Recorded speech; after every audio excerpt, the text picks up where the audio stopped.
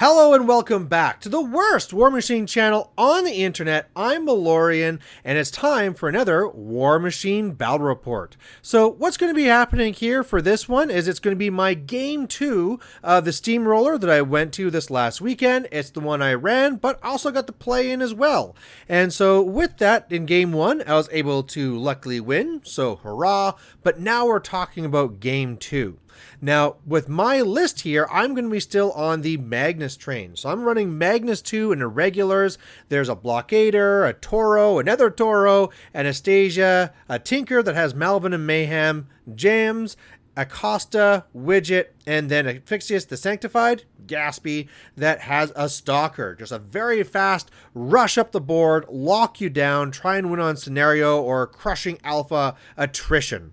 Now, my opponent for Game 2 is going to be a local Paul. And Paul has been a long-time Cryx player, and if there's one thing I know about him is look out for that assassination. It is ridiculous. You know, I am all about the scenario. He is all about the assassination. There's been so many times where I thought I was 1,000% safe, and I 1,000% died. So, definitely something I have to be on my toes for. Now, for his list for today, I think it was in Black Industries. That one's I'm not 100% sure what theme it was, but it was Scaverous with a Deathjack. Pretty sure it was a Ripjaw, Skarlock Thrall, Aiakos running a Leviathan, and then a Hellslinger Phantom. There was Gurglebox, a Void Archon, our Warwitch Siren, and then his own Gaspy with, I think it was a Scavenger, one of the flying ones, and then also some Cutthroats. So a whole bunch of I'm going to TK and control the board, and then I have a whole bunch of long threats that can get in there, debuff you, and basically kill you. So yeah, I better be extremely careful. Now, looking at the board here, this is one where, again, I was able to win first turn because I get +1 with the reroll, and he picked that side over there. So on here, you know, we have that kind of crate obstruction over there, some rubble in front of me, forest, trench on the right, water on the top right, and then in front of him is some rubble that has the burning thing added to it. So keep in mind that's also going to be a cloud, and then a wall on the far left.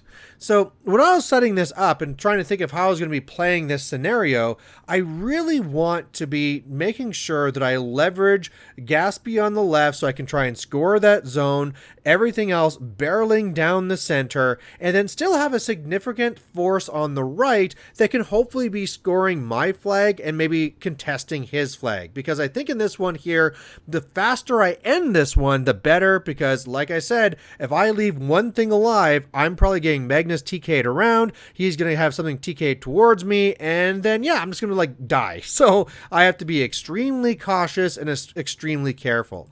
Now looking at his deployment, meanwhile, where I thought like, oh, got to keep that Gaspy on the left for the circle, he has the Cutthroats over there. Now, I don't feel the Cutthroats will always be in the zone, but because they have repo, they're really good at kind of getting their work done and then moving to where they need them. So now I'm more worried about whether I could even be keeping my flag active, because he's probably going to be having his little drones that he gets for free with them always coming in and contesting. Something I should also say is that the objective we both chose is going to be Pathfinder, and that's going to be very significant. So yeah, on my first turn, I'm planning just to kind of run up there. So that's what I do. I pretty much get the Stalker up there so that if he really wants to shoot me with like 1 or 2 Cutthroats, he's going to have to TK them, and even then his odds are really low, so I'm pretty much just out of advance and fire range. Acosta and J.A.I.M.s are trying to look threatening on the right, even though they're really just going to be staying on my flag. I cast my Escort on Magnus, so everything's faster in my battle group. Bullet Dodger onto Gaspy, so it has extra defense, and then everything charges and runs up. Now, Malvin and Mayhem are not really on top of that crate there. It's really the proxy base in front of Magnus, but because of arms and crazy things, I just couldn't all fit it in.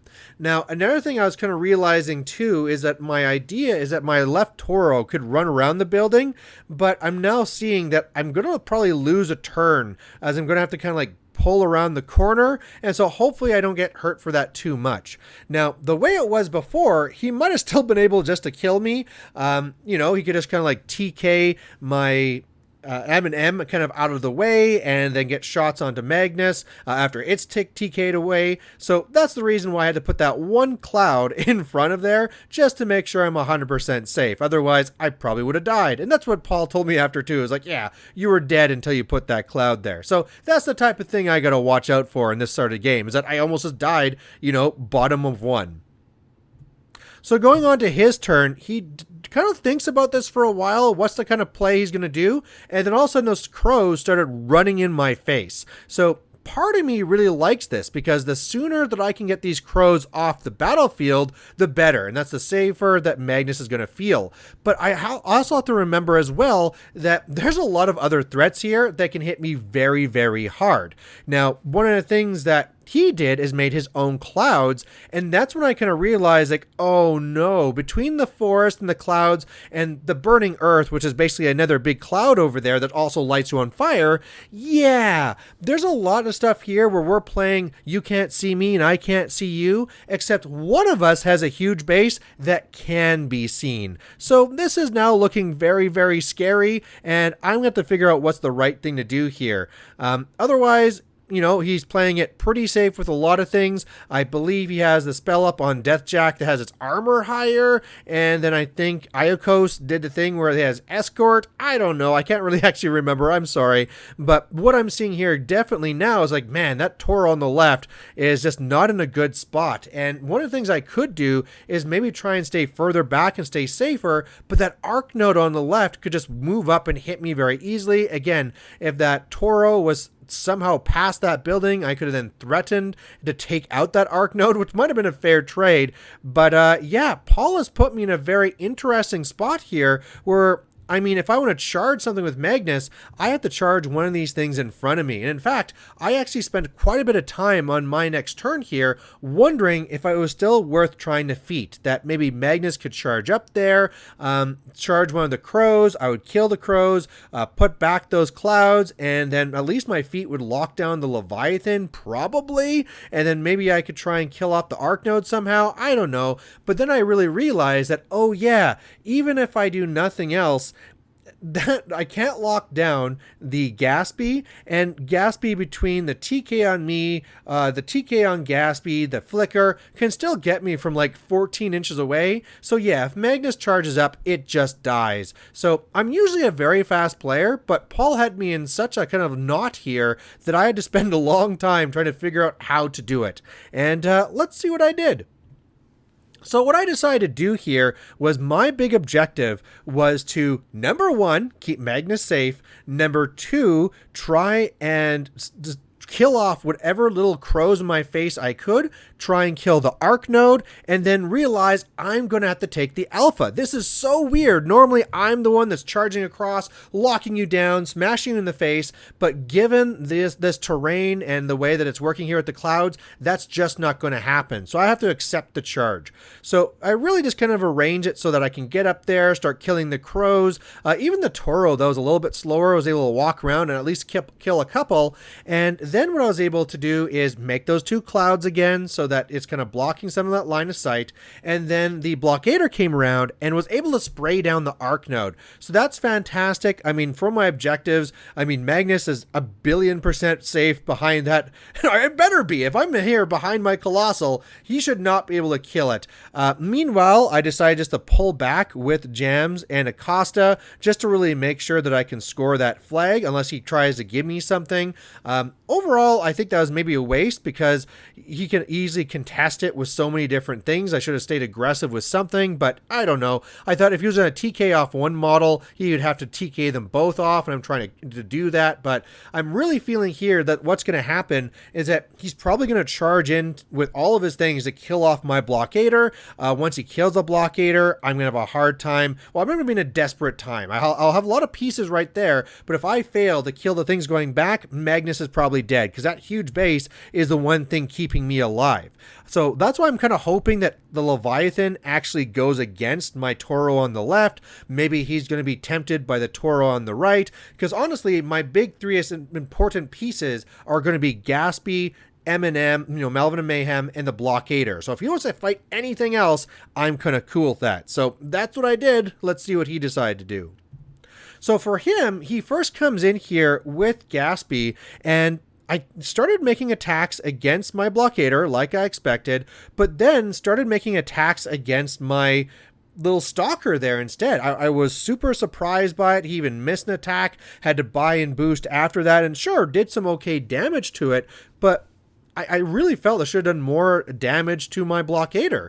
Then in came the Deathjack. It did its attacks. It took out a side, so okay, that's one down. And then we started doing is really tying up my Toro on the left. Now, the Leviathan is like my Blockader, where it has 4-inch reach on its activation. So if it ties me down, it can eat me, and that's what it went for. But he had the worst dice. His dice here, it could have gone a lot better for him, but it really just crapped the bed. I believe he didn't even take out a system from my Toro, so that was really sad for him. But yeah, basically then what happens here is, sure, my Blockader lost a side, but I have 2 repair models right there. I can easily get it back. Everything is really here for me to kind of like eat and get rid of, and now I'll be in a great attrition spot. Now on the right, he did run up with the 1 Jack, but I mean, if I kill Gaspy, it's going to go inert. I don't care. So he also ran up that 1 Phantom, whatever you call it, the little ghost with guns, and that's going to be tough because as cool as Acosta and J.A.I.M.s are, they don't have magical weapons. But you know what does have magical weapons? Widget. So what I do on this turn here was, most of it was pretty easy and straightforward, right? I had to go up there first and make sure that I had my Stalker in place so that the things were debuffed. Came in there with the Toro, came in there with M&M, came in there with my Gaspy. By that point, Deathjack and his Gaspy were dead, and the 1 Scavenger on the right was inert. With that out of the way, then now I could go up there with my Blockader. It was able to go and kill off the Leviathan. The Toro started killing the things around it. Magnus is taking no chances and went behind that crate obstruction then. And the part that was the best is that Widget was able to charge into the rear of that incorporeal model, hit it with my magical wrench, kill it, and then repo onto the flag. Again, that Jack there is inert, so it does not contest. So holy crow, the best that my Widget has ever done.